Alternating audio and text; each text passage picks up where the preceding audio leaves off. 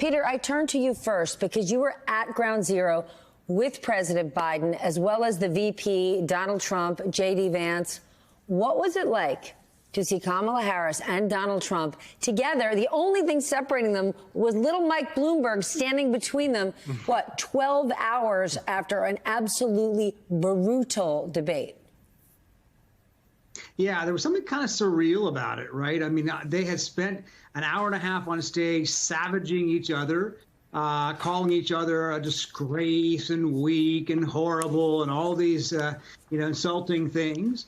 And then they were the next day, basically, as you say, 10 hours later, standing under the same tent at 9/11. And it was, in fact, Mike Bloomberg who actually reached out to touch Kamala Harris to get her to turn around to draw her in to shake Donald Trump's hand. And they did have a seemingly friendly handshake. In fact, Trump seems to have said something pleasant to her, even patted her hand. And they, got along fine. But it's a reminder, I think, not of how politics used to be, where there used to be kind of respect across the aisle. Instead, I think it's a reminder of how important 9/11 still is, the solemnity of this moment, that it forces politicians who really don't like each other very much to at least pretend that they're part of the same country, the same nation, the same, society, at least for an hour on there at such hallowed ground. Well, it is something that New Yorkers are so proud of, the way we come together. But it is something, when Mike Bloomberg is the one asking you to be polite, that is a rare day. Michael, let's talk, though, about 9/11. I mean, a truly devastating day for our country, especially for New Yorkers. And on that day, Donald Trump made a point of saying that his building became the tallest in New York City after the World Trade Center fell. Not only was that a grotesque thing to say, it was also a lie. Along with the other lie, he told that thousands of Muslims were standing on roofs of buildings in New Jersey celebrating the attacks. That's who Donald Trump was 23 years ago today. So why is anyone surprised that 23 years shy, one day later, last night on the debate stage, he lied for 90 minutes straight? That's who he is. Yeah, that's who he is. And that's who he was 23 years ago. And that's who he is today. Look, Donald Trump has never been sensitive to the moment. He did not understand the gravity of 9/11. He didn't process it. What he did process was now he has the tallest building in New York. That's what he processed. The other thing he processed, was conspiracy theories that Muslims, keeping with this vein of anti-Muslim hatred that tried to emerge on the heels of 9/11, but for the guidance and soft words, actually, of President Bush to remind us who we are in a moment like this, he would have gone down that rabbit hole and tried to perpetuate those lies about Muslims, stirring up anti-Muslim hate among white people. That's basically that's his MO. So it doesn't surprise me that he's standing on the stage 23 years later with a black woman who's running for president, parroting the same BS. And nor should the rest of us be surprised, especially the media that's covered him for 23 years, especially in the last 9 years. So I wish the media would stop acting surprised when Donald Trump behaves a certain way, because you've been covering that ish for as long as he's been on the stage. And I think that's something that a lot of Americans, as you look at this moment, are trying to pull themselves away from this sort of, oh, my God, look at Donald Trump perform again. We're tired of it. And there is a level of exhaustion that a lot of Americans have, which is, it's opened up this moment for Kamala Harris the way it has. She just said, y'all got to be tired by now, because I know I am. So let's go this way. Let's go forward. In 2016, one could make the argument for a lot of Americans, he was a new face, he was a new voice. People like the way he spoke directly. But now, in 2024, people know exactly who Donald Trump is. There are no surprises. But Molly, Frank Luntz had one of the most notable tweets of the night, and I'm just going to share it with our audience. If Harris wants to win, She needs to train her face not to respond. It feeds into a female stereotype, and more importantly, it risks offending undecided voters. What a harebrained idea you had there, Frank. Are you kidding me, Molly? Are you kidding me? Yes, this is a stereotype if you're living in 1982. Well, you know, I don't like to commit media on media violence, but in this case, I did troll him and say this is just totally misogynistic. But I thought it was interesting. It's stupid. And it is also very stupid. And it isn't what happened at all. That's the point. Right. And I think that's the most interesting thing was she actually got the power. She used the power. I read today this Sarah Longwell piece in The Atlantic about how a lot of these on-the-fence voters were saying she looked presidential.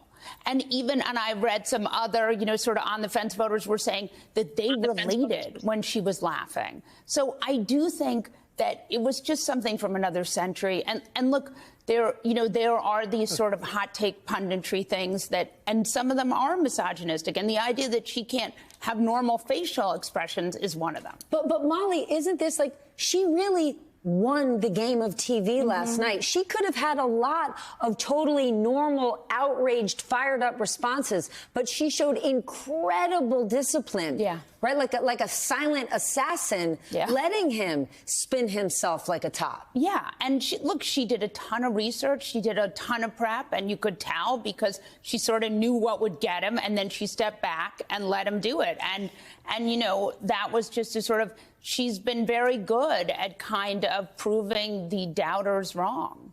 He did prep. It was Tulsi Gabbard and Laura Loomer who prepped him. I'm going to leave that there. All right, Peter, we're hearing Team Trump go on and on today how unfair it was because he got fact-checked way more than Kamala Harris did. But here's the thing. Of course he did. Donald Trump spent the entire night repeating well-known lies. And the fact checks, they were pretty basic, right? It's not an aggressive fact check to say, I'm sorry, sir, nobody's eating animals or killing babies. Yeah, I mean, if there's more fact checking, it's because there are more facts or alleged facts to check, right? And no question about it. He laid out a whole lot of things that were obviously completely false or fictional. One of my favorites is where he says that everybody in the country, liberals and conservatives, Democrats and Republicans, wanted Roe v. Wade overturned so the abortion issue could go back to the states. That's obviously not even close to true.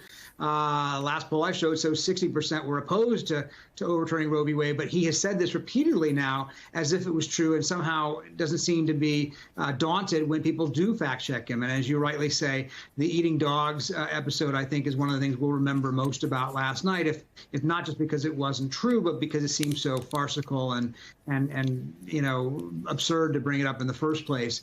But, look, the moderators got criticized the last time around when Trump faced off Joe Biden for not doing more real-time fact-checking. I'm sympathetic. It's really hard to do that in the moment if you stop every single sentence that a politician says, particularly a politician like Donald Trump, and says, wait a second, there's fuller context here. This isn't quite right. Here's something you didn't say.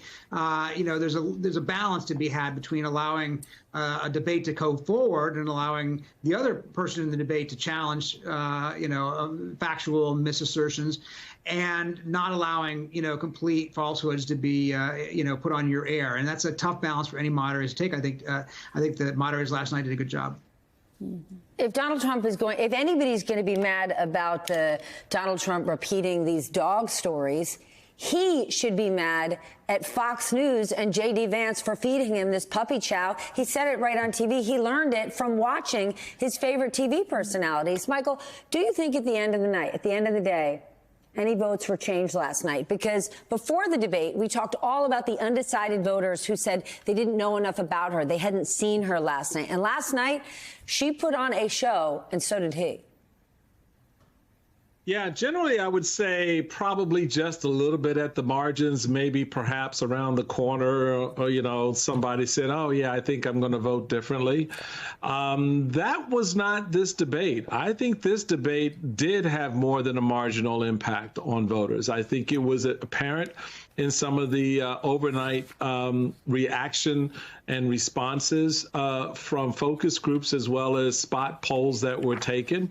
When you're showing 60+% of the people watching the debate said that Kamala Harris won. Yeah, and when a lot of those voters are, sort of undecided, center-right, independent voters who have largely been on the fence because of their hesitation around Joe Biden, and now feel a little bit more engaged in leaning into this conversation for the presidency. Yeah, I think it did, and I think she acquitted herself as a president should. And that was important because going into this, one of the things I was very interested in seeing how she would manage was her prosecutorial instincts up against her presidential mantle. And she was able to hold that presidential mantle in front of the American people while she spanked that behind a little bit along the way as a prosecutor, and I appreciated that. I appreciated that because that's what she needed to do, and I think a lot of voters responded to that. I think Peter, in his reporting, and others, could probably sense that there was something different about this. Not to put Peter on the spot, but something different about this debate as opposed to some of the others. That the voters were receiving this a little bit differently than they had Bush v. Gore or, the first Biden and Trump debate.